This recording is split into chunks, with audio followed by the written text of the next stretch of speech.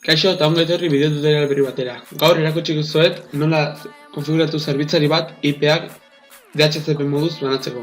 Lehenengo eta behin, hiru ordenagailu jarriko ditugu.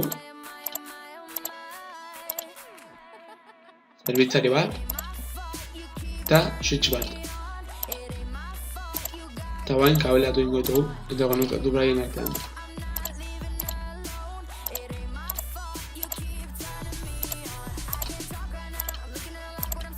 Vale, eta bain jarriko ditugu pixkat horreago.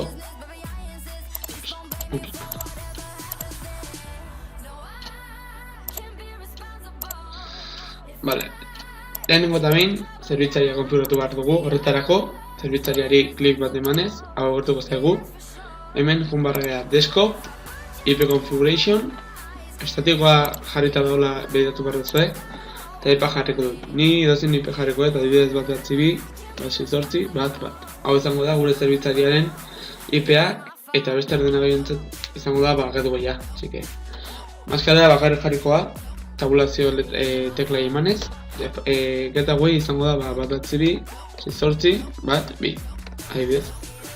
Eta DNS zerbitzaria bat behatzi bat, Vale, orain egiz emanez, bertuko zuen ondo horrela ditu dela, eta bain configen, usten dezu hemen ja jarrita dagoela, así que hemendik ez azter ikutu behar, eta hemen DHCP-en, hemen DHCP atalean, jarriko dugu default gateway bat behatzi hau da, lehen jarri dugun IP-a, bat, DNS zerbitzari bezala. Eta hausia ikusteko, ze IP-tik aurrera hemen banatuko ditu IP-ak, ni jarriko dut lautik aurrera banatzeko. Eta, maksimo 100 ekipo konektatzeko. Eta guen safe eman da, ikusiko zuen, hemen geratu dela. Así que, eta bain emango dugu on. Vale, oain ekipon bat aktibatzean, hemen ikusiko dugu nola banatuko dien IP-ak. Ikoen, config emanez, DHCP emango diogu. Ikustu zen, jarri dela ikusteko animazioa. Beste bi ekipoekin berdin ingo du. Eta bain emango dugu capture play. Ikusten dezue, nola bidaltzen eskaera, IP eskaera. Zerbitzaria, ekipo guztietara iritsiko da eskaera.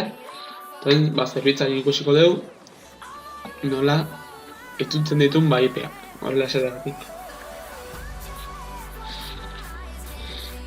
Simulazioa ikusteko, hemen barzaio botoi honi, kronometro bat bezalakoa, eta horrela ikusi ezakezue. Bueno, animazio egon diteke egun guztia, así que niga dituko et, eta bain ikusiko dugu nola banatu ditun IP-ak, ikusten duzue, IP adres, bat behatzi bat lau, bestela ikusteko beto, hemen dakuzte gateway eta DNS-a, desktop, IP configuration, eta hemen ikusten duzue, nola jarritu jarrik IP-ak. Eta berdin, beste ekipoekin. Ikusten duzue, hasi dela IP-ak banatzen, bat punto lauetik aurrera, guk esan duen bezala. Beno, eta hauxe izan da tutoriala, espero dut balio izana, eta hurrengo arte.